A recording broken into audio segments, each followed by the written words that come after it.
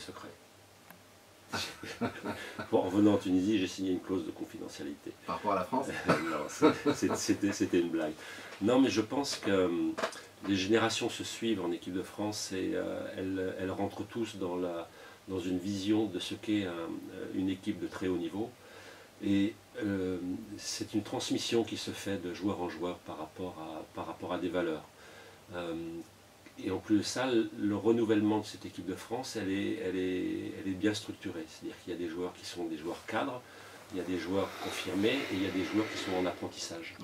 Et toutes les valeurs sont transmises par les joueurs. Le staff a mis en place cette façon de fonctionner, mais n'intervient pratiquement jamais. Ce sont les joueurs qui transmettent eux-mêmes, c'est un peu du compagnonnage. Ils transmettent les valeurs, ils transmettent l'investissement, ils transmettent le goût du travail, ils transmettent beaucoup de choses. Et je pense que c'est ça un vrai groupe. Et c'est ce que je voudrais moi mettre en place en Tunisie, si on m'en laisse le temps, parce que je suis là normalement pour 5 ans, jusqu'au Jeux de 2020. Ça prend du temps, ça prend beaucoup de temps. Et je pense aussi que la Tunisie doit aussi avoir une stabilité au niveau de son encadrement. Si vous regardez en France, il y a eu un premier entraîneur, c'est terrible que j'ai oublié son nom, que ça va me revenir, excuse-moi Daniel Constantini, Voilà. Excuse-moi, qui a duré 14 ans.